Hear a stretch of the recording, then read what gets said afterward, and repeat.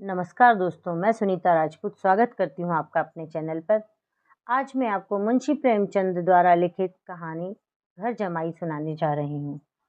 ये बहुत ही प्रसिद्ध कहानी है उनकी, जो आपको सुनने में बहुत पसंद आएगी। और पसंद आए तो आप उसे लाइक ज़रूर करें और शेयर भी करें। चैनल पर पहली बार आए हैं तो सब्सक्राइब करना बिल्कुल ना भूलें। तो चलिए शुरू करते हैं।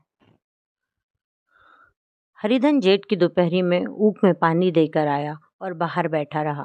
घर में से धुआं उठता नजर आ रहा था। छन छन की आवाज़ भी आ रही थी। उसके दोनों साले उसके बाद आए और घर में चले गए। दोनों सालों के लड़के भी आए और उसी तरह अंदर दाखिल हो गए, पर हरिधन अंदर ना जा सका। इधर 1 महीने से उसके साथ यहाँ जो बर्ताव हो रहा था, और विशेषकर कल उसे जैसी फटकार सुननी पड़ी थी, वह उसके पाँव में बेड़ियाँ सी डाले हुए थी। कल उसकी सास ही ने तो कहा था, मेरा दिल तुमसे भर गया, मैं तुम्हारी ज़िंदगी का ठेका लिए बैठी हूँ क्या। और सबसे बढ़कर अपनी स्त्री की निष्ठुरता ने उसके हृदय के टुकड़े कर दिए थे। वह बैठी है फटकार सुनती रही, पर एक बार भी तो उसके मुंह से ना निकला, अम्मा तुम क्यों इनका अपमान कर रही हो। बैठी गट गट सुनती रही। शायद मेरी दुर्गति पर खुश हो रही थी। इस घर में वह कैसे जाए, क्या फिर वहीं गालियां खाने, वहीं फटकार सुनने के लिए। और आज इस घर में जीवन के 10 साल गुजर जाने पर यह हाल हो रहा है। मैं किसी से कम काम नहीं करता हूँ। दोनों साले मीठी मीठी नींद सोते रहते हैं और मैं बैलों को सानी पानी देता हूँ, छांटी काटता हूँ। वहाँ सब लोग पल पल पर चिलम पीते हैं, मैं आंखें बंद किए अपने काम में लगा रहता हूँ। संध्या समय पर घर वाले गाने बजाने चले जाते हैं, मैं घड़ी रात तक गाय भैंसे धोता हूँ। उसका यह पुरस्कार मिल रहा है कि कोई खाने को भी नहीं पूछता, उल्टे और गालियाँ मिलती हैं। उसकी स्त्री घर से डोल लेकर निकली और बोली, जरा इसे कुएं से खींच लो, एक बूंद पानी नहीं है। हरिधन ने डोल लिया और कुएं से पानी भर लाया। उसे जोर से भूख लगी हुई थी, समझा अब खाने को बुलाने आएगी, मगर स्त्री डोल लेकर अंदर गई तो वहीं की हो रही। हरिजन थका मांदा क्षुधा से व्याकुल पड़ा सो रहा। सहसा उसकी स्त्री गुमानी ने आकर उसे जगाया। हरिधन ने पड़े पड़े ही कहा, क्या है, क्या पड़ा भी न रहने दोगी, और पानी चाहिए क्या। गुमानी कटु स्वर में बोली, गुर्राते क्यों हो, खाने को बुलाने आई हूँ। हरिधन ने देखा उसके दोनों साले और बड़े साले के दोनों लड़के भोजन किए चले जा रहे हैं। उसकी देह में आग लग गई। मेरी अब यह नौबत पहुंच गई कि इन लोगों के साथ बैठकर खा भी नहीं सकता। मैं इनकी जूठी थाली चाटने वाला हूँ, मैं इनका कुत्ता हूँ जिसे खाने के बाद टुकड़ा रोटी डाल दी जाती है। यही घर है जहाँ आज से 10 साल पहले उसका कितना आदर सत्कार होता था। साले गुलाम बने रहते थे, सास मुंह जोती रहती थी, स्त्री पूजा करती थी। तब उसके पास रुपए थे, जायदाद थी। अब वह दरिद्र है, उसकी सारी जायदाद को इन्हीं लोगों ने कूड़ा कर दिया। अब रोटियों के भी लाले हैं। उसके जी में एक ज्वाला सी उठी कि इसी वक्त अंदर जाकर सास को और साली को भिगो भिगो कर लगाए, पर जब्त करके रह गया। पड़े पड़े बोला, मुझे भूख नहीं है, आज ना खाऊंगा। गुमानी ने कहा, ना खाओगे मेरी बला से, हाँ नहीं तो खाओगे तुम्हारे ही पेट में जाएगा, कुछ मेरे पेट में थोड़े ही जाएगा। हरिधन का क्रोध आंसू बन गया। यह मेरी स्त्री है जिसके लिए मैंने अपना सर्वस्व मिट्टी में मिला दिया। मुझे उल्लू बनाकर यह सब मुझे अब निकाल देना चाहते हैं। अब वह अब कहाँ जाए, क्या करे। उसकी सास आकर बोली, चलकर खा क्यों नहीं लेते जी, रूठते किस पर हो। यहाँ तुम्हारे नखरे सहने का किसी में बूता नहीं है। जो देते हो वह मत देना, और क्या करोगे। तुमसे बेटी भी आई है, कुछ तुम्हारी जिंदगी का ठेका नहीं लिया है। हरिधन ने मर्माहत होकर कहा, हाँ माँ, मेरी भूल थी कि मैं यही समझ रहा था कि अब मेरे पास क्या है कि तुम मेरी जिंदगी का ठेका लोगी। जब मेरे पास धन था तब सब कुछ आता था, अब दरिद्र हूँ, तुम क्यों बात पूछोगी। बूढ़ी सास भी मुंह फुलाकर भीतर चली गई। बच्चों के लिए बाप एक फालतू सी चीज, एक विलास की वस्तु है, जैसे घोड़े के लिए चने या बाबुओं के लिए मोहन भोग। मोहन भोग उम्र भर ना मिले तो किसका नुकसान है, मगर एक दिन रोटी दाल के दर्शन ना हो तो फिर देखिए क्या हाल होता है। पिता के दर्शन कभी कभी शाम सवेरे हो जाते हैं। वह बच्चे को उछालता है, दुलारता है, कभी गोद में लेकर या उंगली पकड़कर सैर कराने ले जाता है, और बस यही उसके कर्तव्य की इति है। वह परदेश चला जाए, बच्चे को परवाह नहीं होती, लेकिन माँ तो बच्चे का सर्वस्व है। बालक 1 मिनट के लिए भी उसका वियोग नहीं सह सकता। पिता कोई हो उसे परवाह नहीं, केवल एक उछालने कुदाने वाला आदमी होना चाहिए, लेकिन माता तो अपनी होना चाहिए। 16 आने अपनी वही रूप, वही रंग, वही प्यार, वही सब कुछ, वह अगर नहीं है तो बालक के जीवन का स्रोत मानो सूख जाता है। फिर वह शिव का नंदी है, पर फूल का जल चढ़ाना लाजमी नहीं, अख्तियारी है। हरिधन की माता का आज 10 साल हुए देहांत हो गया था। उस वक्त उसका विवाह हो चुका था। वह 16 साल का कुमार था, पर माँ के मरते ही उसे मालूम हुआ कि मैं कितना निस्सहाय हूँ, जैसे उस घर पर उसका अधिकार ही ना रहा हो। बहनों के विवाह हो चुके थे, भाई कोई दूसरा ना था। बेचारा अकेले घर में जाते भी डरता था। माँ के लिए रोता था, पर माँ की परछाई से डरता था। जिस कोठरी में उसने देह त्याग किया था, उधर आंखें तक न उठाता। घर में एक बुआ थी, वह हरिधन को बहुत दुलार करती। हरिधन को अब दूध ज़्यादा मिलता, काम भी कम करना पड़ता। बुआ बार बार पूछती, बेटा कुछ खाओगे? बाप भी अब उसे ज़्यादा प्यार करते, उसके लिए अलग एक गाय मंगवा दी। कभी कभी उसे कुछ पैसे देते कि जैसे चाहे खर्च करे, पर इन मरहमों से वह घाव पूरा ना होता था जिसने उसकी आत्मा को आहत कर दिया था। वह दुलार और प्यार बार बार माँ की याद दिलाता। माँ की घुड़कियों में जो मज़ा था, वह क्या इस दुलार में था? माँ से मांग कर, लड़कर, ठुनक कर, रूठ कर लेने में जो आनंद था, वह क्या भिक्षादान में था? पहले वह स्वस्थ था, मांग मांग कर खाता था, लड़ लड़ कर खाता था। अब वह बीमार था, अच्छे से अच्छा पदार्थ उसे दिए जाते, पर भूख ना थी। साल भर वह इसी दशा में रहा। फिर दुनिया बदल गई। एक नई स्त्री, जिसे लोग उसकी माता कहते थे, उसके घर में आई और देखते देखते एक काली घटा की तरह उसके संकुचित भूमंडल पर छा गई। सारी हरियाली, सारे प्रकाश पर अंधकार का पर्दा पड़ गया। हरिधन ने इस नकली माँ से बात तक न की, कभी उसके पास न गया। एक दिन घर से निकला और ससुराल चला आया। बाप ने बार बार बुलाया, पर उसके जीते जी वह फिर उस घर में ना गया। जिस दिन उसके पिता के देहांत की सूचना मिली, उससे एक प्रकार का ईर्ष्यामय हर्ष हुआ। उसकी आंखों में आंसू की एक बूंद भी ना आई। इस नए संसार में आकर हरिधन को एक बार फिर मातृ स्नेह का आनंद मिला। उसकी सास ने ऋषि वरदान की भांति उसके शून्य जीवन को विभूतियों से परिपूर्ण कर दिया। मरुभूमि में हरियाली उत्पन्न हो गई। सालियों की चुहल में, सास के स्नेह में, सालों के वाक विलास में और स्त्री के प्रेम में उसके जीवन की सारी आकांक्षाएं पूरी हो गई। सास कहती, बेटा तुम इस घर को अपना ही समझो, तुम ही मेरी आंखों के तारे हो। वह उससे अपने लड़कों की, बहुओं की शिकायत करती। वह दिल में समझता था, सास जी मुझे अपने बेटों से भी ज़्यादा चाहती हैं। बाप के मरते ही वह घर गया और अपने हिस्से की जायदाद को कूड़ा करके रुपयों की थैली लिए फिर आ गया। अब उसका दूना आदर सत्कार होने लगा। उसने अपनी सारी संपत्ति सास के चरणों पर अर्पण करके अपने जीवन को सार्थक कर दिया। तक उसे कभी कभी घर की याद आ जाती थी, अब भूलकर भी उसकी याद ना आती, मानो वह उसके जीवन का कोई भीषण कांड था जिसे भूल जाना ही उसके लिए अच्छा था। वह सबसे पहले उठता, सबसे ज़्यादा काम करता। उसका मनोयोग, उसका परिश्रम देखकर गांव के लोग दांतों तले उंगलियां दबा लेते। उसके ससुर का भाग्य बखारते, जिसे ऐसा दामाद मिल गया। लेकिन ज्यों ज्यों दिन गुजरते गए, उसका मान सम्मान घटता गया। पहले देवता था, फिर घर का आदमी, अंत में घर का दास हो गया। रोटियों में भी बाधा पड़ गई, अपमान होने लगा। अगर घर के लोग भूखों मरते और साथ ही उसे भी मरना पड़ता तो उसे जरा भी शिकायत ना होती। लेकिन जब मैं देखता और लोग मूँछों पर ताव दे रहे हैं, ही दूध की मक्खी बना दिया गया हूँ, तो उसके अंतःस्थल में एक लंबी ठंडी आह निकल जाती। अभी उसकी उम्र कुछ 25 साल की तो थी। इतनी उम्र इस घर में कैसे गुजरेगी?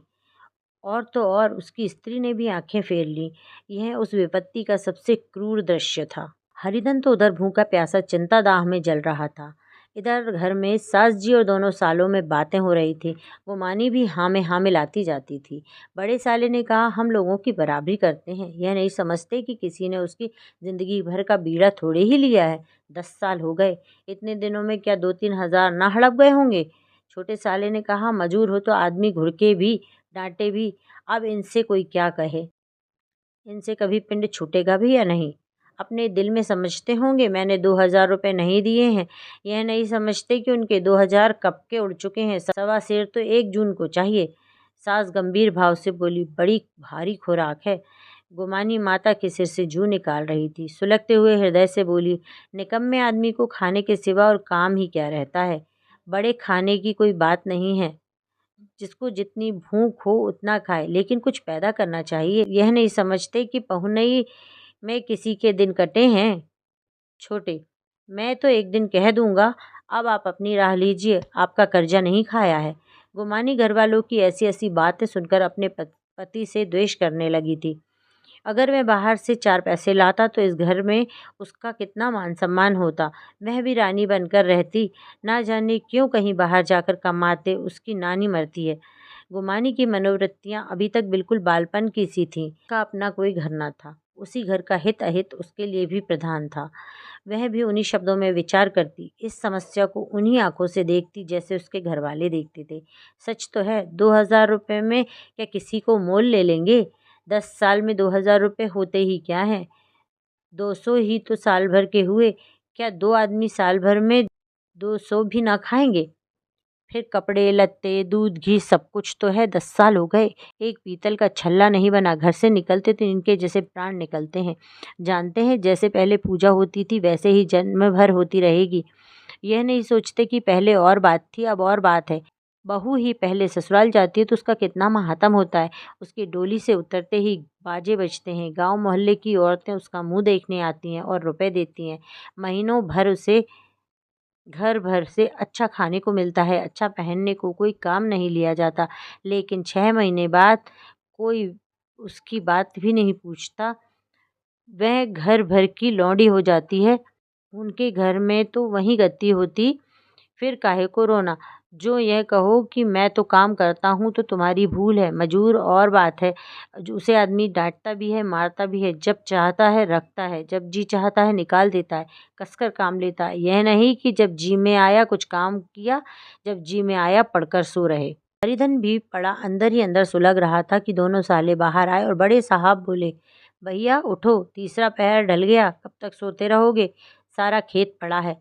हरिधन चट से उठ बैठा और तीव्र स्वर में बोला, क्या तुम लोगों ने मुझे उल्लू समझ लिया है? दोनों साले हक्का बक्का हो गए। जिस आदमी ने कभी जबान नहीं खोली, हमेशा गुलामों की तरह हाथ बांधे हाजिर रहा, आज वह एकाएक इतना आत्माभिमानी हो गया। यह उनको चौंका देने के लिए काफ़ी था। कुछ जवाब न सूझा। हरिधन ने देखा इन दोनों के कदम उखड़ गए हैं तो एक धक्का और देने की प्रबल इच्छा को रोक न सका।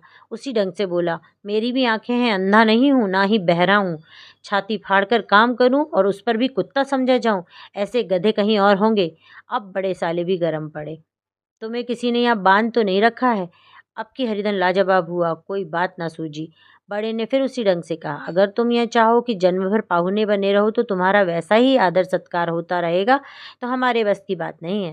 हरिधन ने आंखें निकाल कर कहा, क्या मैं तुम लोगों से कम काम करता हूँ? बड़े, यह कौन कहता है?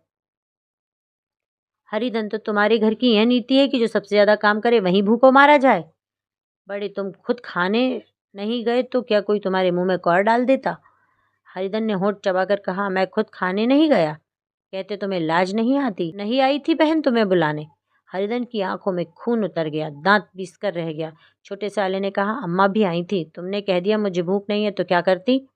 सास भीतर से लपकी चली आ रही थी। यह बात सुनकर बोली, इतना कहकर हार गई, कोई उठे कोई उठे ना तो मैं क्या करूं? हरिधन ने वेश खून और आग से भरे हुए स्वर में कहा, मैं तुम्हारे लड़कों का जूठा खाने के लिए हूँ? मैं कुत्ता हूँ कि तुम लोगों खाकर मेरे सामने रूखी रोटी का टुकड़ा फेंक दो? बुढ़िया ने ऐठ कर कहा, तो क्या तुम लड़कों की बराबरी करोगे? हरिधन परास्त हो गया। बुढ़िया के एक ही वाक प्रहार ने उसका काम तमाम कर दिया। उसकी तनी हुई भवें ढीली पड़ गई, आंखों की आग बुझ गई, फड़कते हुए नथने शांत हो गए, किसी आहत मनुष्य की भांति जमीन पर गिर पड़ा। क्या तुम मेरे लड़कों की बराबरी करोगे? यह वाक्य एक लंबे भाले की तरह उसके हृदय में चुभता चला जाता था। ना हृदय का अंत था, ना उस भाले का। सारे घर ने खाया पर हरिधन ना उठा। सास ने मनाया, सालियों ने मनाया, ससुर ने मनाया, दोनों साले मनाकर हार गए। हरिधन ना उठा। वहां द्वार पर एक टाट पड़ा था, उसे उठाकर उसने अलग कुएं पर ले गया और जगत पर बिछाकर पड़ा रहा। रात भीग चुकी थी। अनंत आकाश में उज्जवल तारे बालकों की भांति क्रीड़ा कर रहे थे। कोई नाचता था, कोई उछलता था, कोई हंसता था, कोई आंखें मीचकर फिर खोल देता था। रह रहकर कोई साहसी बालक सपाटा भरकर एक पल में उस विस्तृत क्षेत्र को पार कर लेता था और न जाने कहाँ छा जाता था। हरिधन को अपना बचपन याद आया, जब वह भी इसी तरह क्रीड़ा करता था। उसकी बाल स्मृतियाँ उन्हीं चमकीले तारों की भांति प्रज्वलित हो गईं। वह अपना छोटा सा घर, वह आम का बाग जहाँ वह कैरियाँ चुना करता था, वह मैदान जहाँ कबड्डी खेला करता था, सब उसे याद आने लगे। फिर उसकी स्नेहमयी माता की सदैव मूर्ति उसके सामने खड़ी हो गई। उन आंखों में कितनी करुणा थी, कितनी दया थी। उसे ऐसा जान पड़ा मानो माता की आंखों में आंसू भरे उसे छाती से लगा लेने के लिए हाथ फैलाए उसकी ओर चली आ रही है। वह उस मधुर भावना में अपने को भूल गया। ऐसा जान पड़ा मानो माता ने उसे छाती से लगा लिया है और उसके सिर पर हाथ फेर रही है। वह रोने लगा, फूट फूट कर रोने लगा। उसी आत्मसम्मोहित दशा में उसके मुंह से यह शब्द निकले, अम्मा, तुमने मुझे इतना भुला दिया। देखो तुम्हारे प्यारे लाल की क्या दशा हो रही है। कोई उसे पानी को भी नहीं पूछता। क्या जहाँ तुम हो वहाँ मेरे लिए जगह नहीं है? सहसा गुमानी ने आकर पुकारा, क्या सो गए तुम? ऐसी भी क्या राक्षसी नींद? चलकर खा क्यों नहीं लेते? कब तक कोई तुम्हारे लिए बैठा रहे? हरिधन उस कल्पना जगत के क्रूर प्रत्यक्ष में आ गया। वही कुएं की जगत थी, वही फटा हुआ टाट, और गुमानी सामने खड़ी कह रही थी कि कब तक कोई तुम्हारे लिए बैठा रहे। हरिधन उठ बैठा और मानो तलवार म्यान से निकाल कर बोला, भला तुम्हें मेरी सुध तो आई? मैंने कह तो दिया था मुझे भूख नहीं है। गुमानी, तो कितने दिन तक ना खाओगे? अब इस घर का पानी भी न पीऊंगा। तुझे मेरे साथ चलना है या नहीं? दृढ़ संकल्प से भरे हुए इन शब्दों को सुनकर गुमानी सहम उठी। बोली, कहाँ जा रहे हो? हरिधन ने मानो नशे में कहा, तुझे इससे क्या मतलब? मेरे साथ चलेगी या नहीं? फिर पीछे से ना कहना मुझसे कहा नहीं। गुमानी आपत्ति के भाव से बोली, तुम बताते क्यों नहीं कहाँ जा रहे हो? तू मेरे साथ चलेगी या नहीं? जब तक बता ना दोगे मैं न जाऊंगी। तो मालूम हो गया तू नहीं जाना चाहती।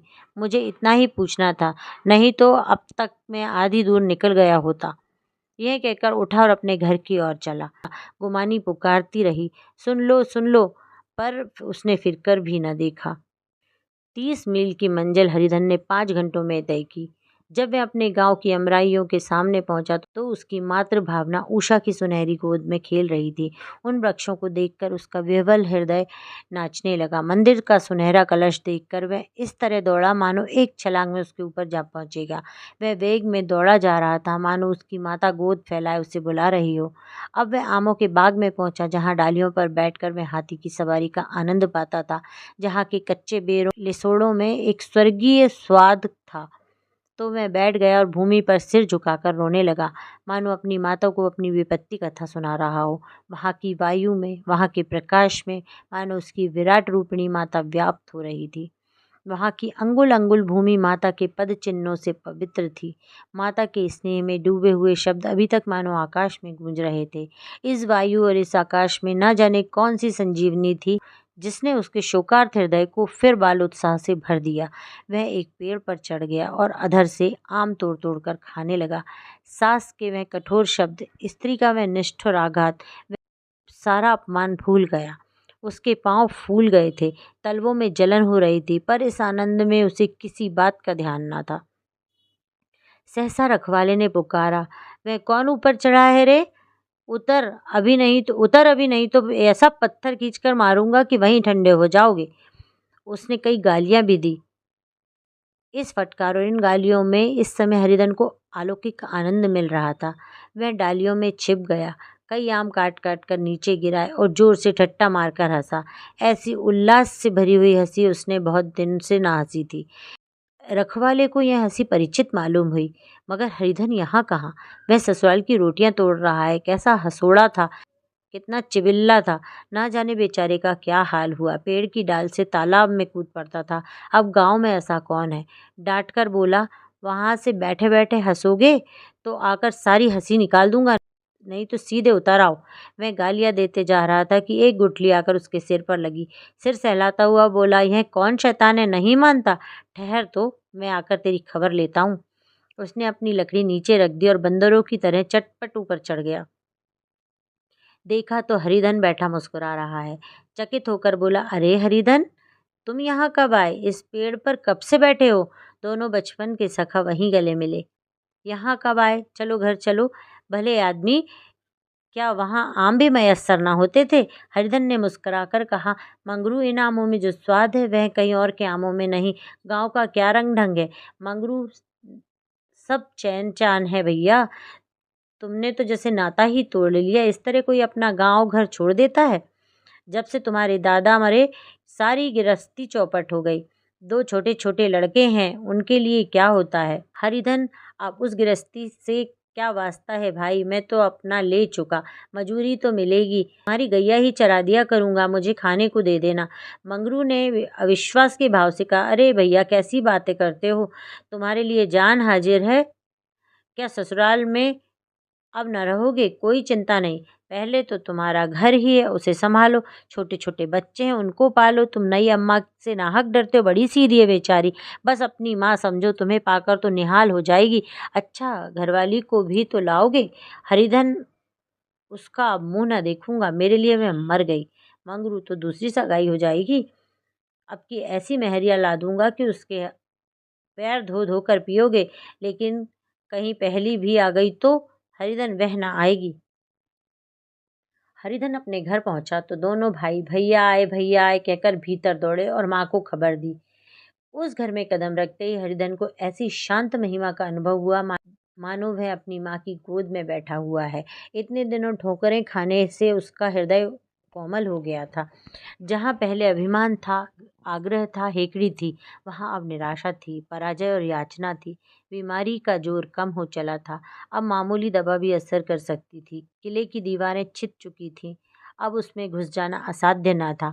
वही घर जिससे वह एक दिन विरक्त हो गया था, अब गोद फैलाए उसे आश्रय देने को तैयार था। हरिधन का निर्वलंब मन यह आश्रय पाकर मानो तृप्त हो गया।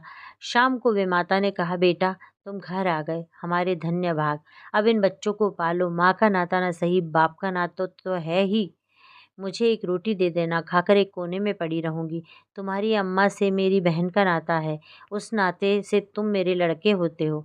हरिधन ने मात्र विवल आंखों से विमाता के रूप में अपनी माता के दर्शन किए। घर के एक एक कोने में मात्र स्मृतियों की छटा चांदनी की भांति छिटकी हुई थी। विमाता का प्रोण मुखमंडल भी उसी छटा से रंजित था। दूसरे दिन हरिधन फिर कंधे पर हल रखकर खेत को चला। उसके मुख पर उल्लास था और आंखों में गर्व। अब वह किसी पर आश्रित नहीं, आश्रयदाता था। किसी के द्वार का भिक्षुक नहीं, घर का रक्षक था। एक दिन उसने सुना गुमानी ने दूसरा घर कर लिया। माँ से बोला, तुमने सुना काकी, गुमानी ने घर कर लिया? काकी ने कहा, घर क्या कर लेगी, ठट्टा है। बिरादरी में ऐसा अंधेर, पंचायत नहीं अदालत तो है। हरिधन ने कहा, नहीं काकी, बहुत अच्छा हुआ। ला महावीर जी को लड्डू चढ़ाऊं। मैं तो डर रहा था कहीं मेरे गले ना आ पड़े। भगवान ने मेरी सुन ली। मैं वहां से यहीं ठान कर चला था, अब उसका मुंह ना देखूंगा। तो यह थी कहानी। आपको कैसी लगी? आशा करती हूँ आपको भी कहानी बहुत अच्छी लगी होगी। मुझे तो ये कहानी बहुत ही अच्छी लगी है। तो और भी मनोरंजक और मार्मिक कहानियाँ सुनने के लिए चैनल पर बने रहें। मिलते हैं हम नेक्स्ट वीडियो में।